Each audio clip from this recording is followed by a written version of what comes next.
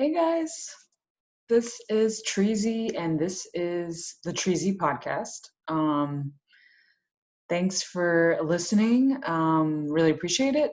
It is Friday, so in my book, Fridays are always a good day. You can like mentally turn off a bit and and like just have time to do what you want to do, which is always super nice and lucky. Um, as promised, we have horoscopes today as the topic. Um, I love horoscopes. I think that there is some truth to them. I don't mean like the daily horoscopes, the type that you like where it's like, today you will be inspired. Today, those are really random and just like I don't know. I just don't think that those are really, real. Um, but yeah, I think that there's some truth as far as like compatibility stuff, like who you are with as far as your like significant other, and the compatibility between signs like that, but also like friendships as well, and just like how different signs interact with each other and like that kind of stuff. Um, so I guess I will share about my sign since that's, that's the first thing we could start with. I am a Pisces. So Pisces are typically people born in the month of March. Um, it's like a little bit on the end of February going into March. And so Pisces are known to be dreamy, which really means like they're in their head a lot, like daydreaming. Um, Also, like the fish is the symbol for Pisces, so it's like go with the flow. Um, and Pisces are supposed to be also, they say like psychic, which is a strong word, but maybe the way that I think it's kind of true is like just like really intuitive, moments of like high intuition. I think that's Pisces in a nutshell. Pisces is a water sign. There are the other water signs are Scorpio, which is like November birthdays, and um, what's the other one? Cancer, which is like July. And so all three water signs are known to be like very like deeply emotional, and also supposed to be go with the flow because of this theme of like water. Um, and then we have like the earth signs, which are Capricorn, that's January birthdays, Virgo, which are September birthdays, and Taurus, which is May birthday. So because they're earth, it's like they're grounded, they like consistency, um, so like very on the ground. And then we have fire signs, which is Aries, April birthdays, Sagittarius, which are December birthdays, and Leo, which are August birthdays. So fire signs it's again kind of what you think, like maybe a little bit more impatient or passionate, like very like vivacious. And so a lot of times, like the opposites would attract. So I would say like the opposite of a fire sign at times is like the earth sign, because earth is grounded, stable, consistency, and then fire is like like you know could be maybe a little bit dramatic, things like that, but like entertaining as well. And so that kind of bodes well for someone who's a fire sign that's just like chilling on the ground, like more responsible. And so you could see how like that would be a good match. And then The last element is air. And so air signs are Aquarius, which is like it's the end of January to February, so like February birthdays. Um, Geminis, which are like end of May to June, so June birthdays, and Libra, which is end of September to like October birthdays are Libra. So air signs are known to be like super communicative, like their communication skills are very good. But just like air, they're known to be a little bit distant. Like they kind of like to move in their own little way, like air kind of like does its thing, is not constrained. Like those things are kind of represented in those signs. Um, so yeah, I think I am a Pisces. I'm a water sign. I'm with a Scorpio, which is a water sign, and it work. I mean, clearly it works for us. you know, um, I feel like the benefits of being with someone who's the same sign as you, or not the same sign, but the same element. Like he's a Scorpio and I'm a Pisces, so we're not the same sign, but we're both water. And so the way that that like shows up in our relationship is we're both pretty go with the flow, like both of us, um, which makes decision making a lot easier. Like um, picking a restaurant to go to, something small like that, to major decisions like finding an apartment to move in together. Like I would say decision making between us is really um chill and like kind of easy, like because when with the water nature, like we're both kind of like okay, like let's like just like figure it out kind of a thing. And so yeah, I think there's it's like super beneficial. And the other thing, and I honestly don't know if it's because we're both water signs, but we both have the same values, and how we view life and priorities, like sort of those things that you would want to be on the same page with whoever you decided to uh, make your life partner. Hopefully, like you guys are on the same page about like the major things of life. um, Him and I have that, and I wonder if like the fact that we are both like water signs could like make that a little bit easier, with that built-in like compatibility. um, so yeah, so I think you know I can only speak from my experience. Like I like having like similar water signs like that, as a partnership.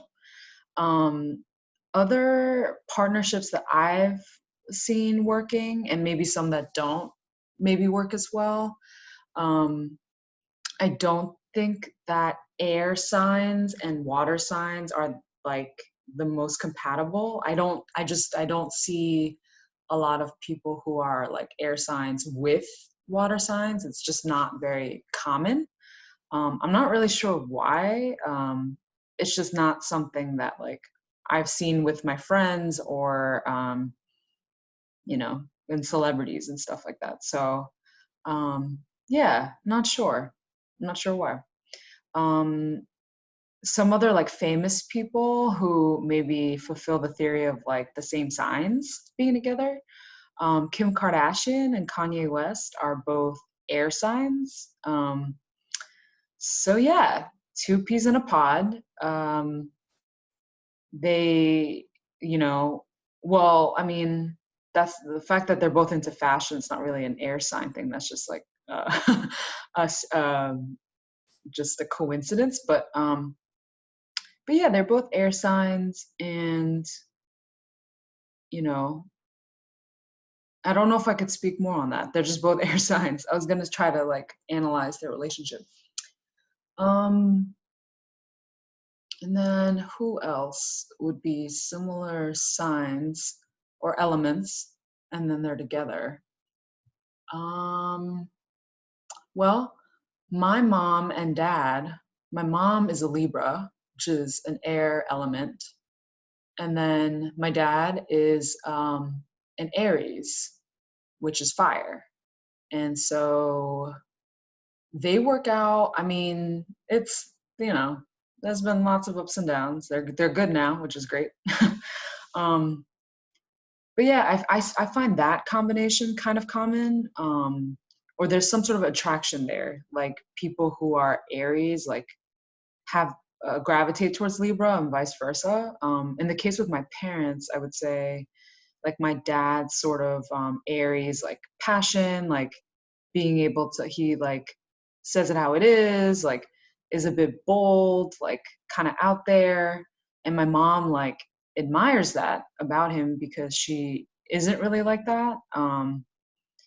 Like Libras are more about like being balanced, and in her case, she was just raised a bit conservative, so I could see the natural attraction to my dad, who's like kind of more of a rebel. Um, so yeah, so that's one where that's some that pair is something I've seen a lot, even with friendships and stuff, like Libra and Aries kind of coming together. Um, but yeah, you know, I could really talk a lot about horoscopes and stuff like that, especially if we went like personal, like if I maybe interviewed somebody on the podcast maybe next time to talk deeper about one person.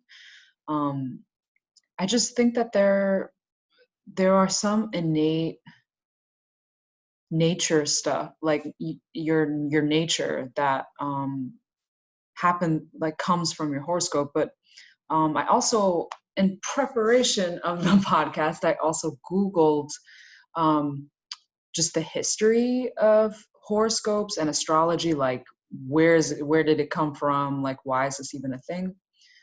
And it is very surprisingly scientific in a way. So, like the Babylonians, so 25,000 years ago, they were the first to create something like this, but the idea was that like human beings always look to nature, or in this case like the sky, like they would literally look to the sky to get guidance, to make sense of life, their environment, whatever. Like it's this like innate human thing to want to do that, which makes sense, right? Like why we sort of you feel some sort of way when you're in nature, and like there's like this deeper thing, right?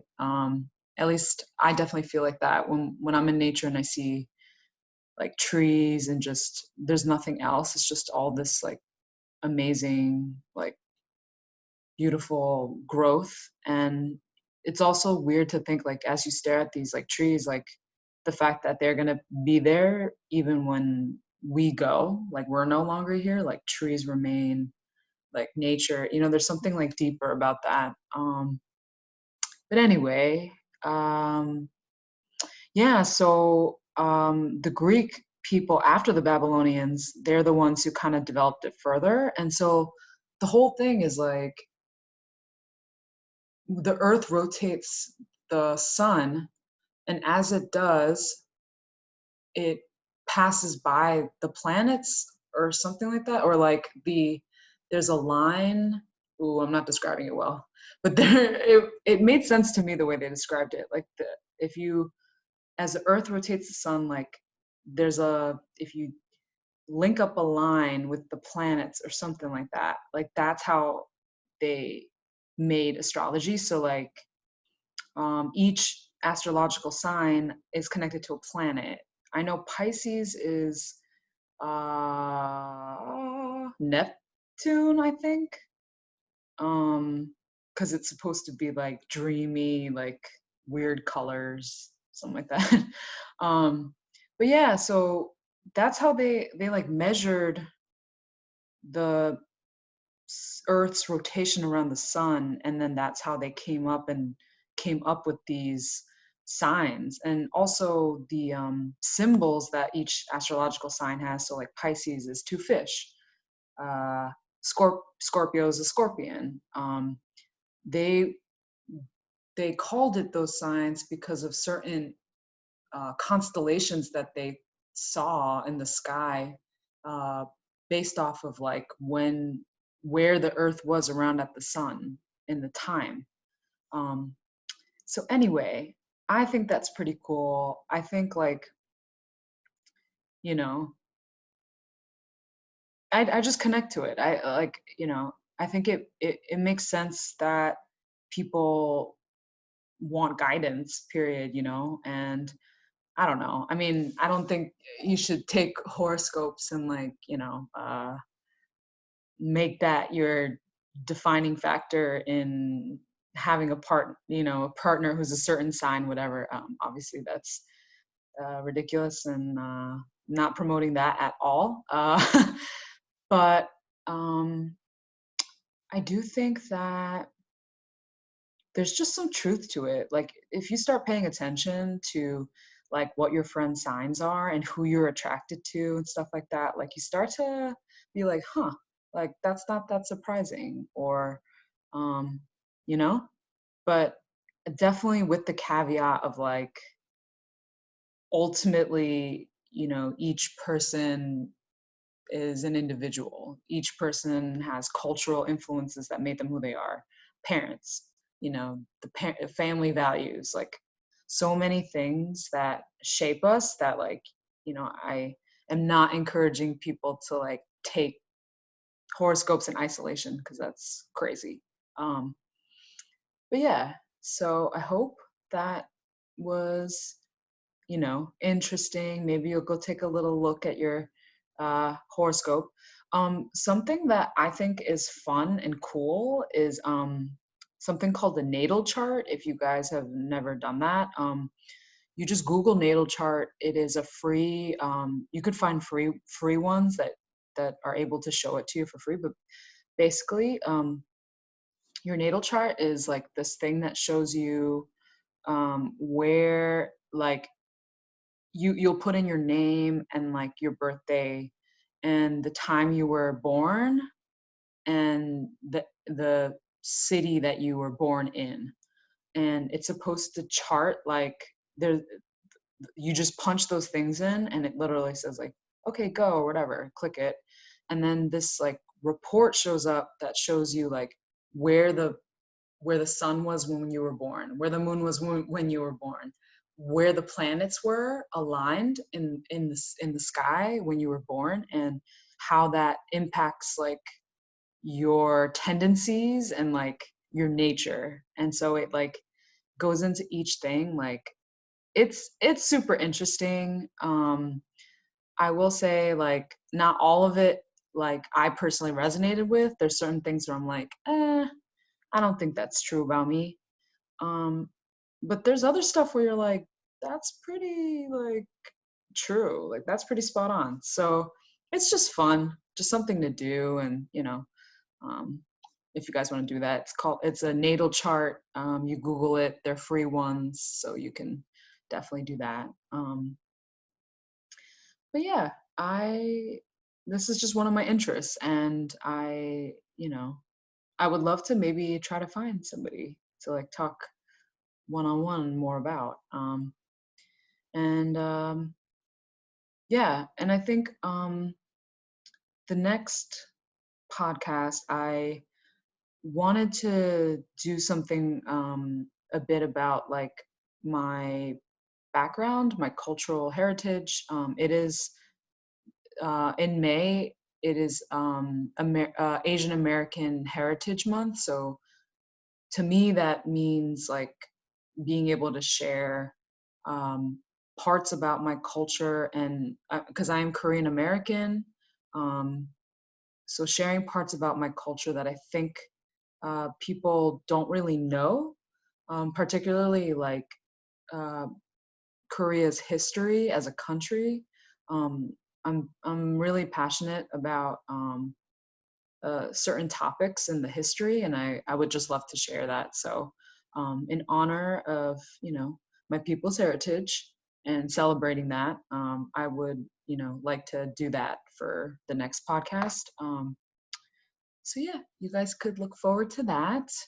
And, hope you are all staying safe and sane.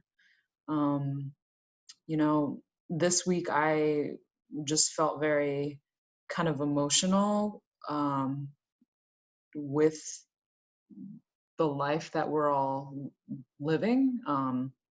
It's been a pretty long time of having to just be at home and in one space, and it's, you know, it's weird. It's definitely not something that is easy to process.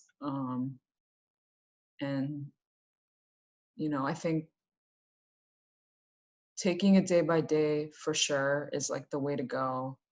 I also think if you feel some sort of way, if you feel upset or frustrated, whatever, sad, depressed, like whatever it is, I guess, so like whatever those negative emotions, like allow yourself to feel them. Like it is totally okay and human and normal. And because this does suck in so many ways for so many people, for all of us, this is like not, normal. So um, allow yourself to feel whatever you need to feel. Do not feel guilty about it. Be honest with yourself. It's totally okay to have a moment. Um, but yeah, that's all I got for you guys this week, and I will bring you guys another episode next week with info on my background, my Korean, proud Korean culture. So thank you for listening, and I will see you guys next week. Bye.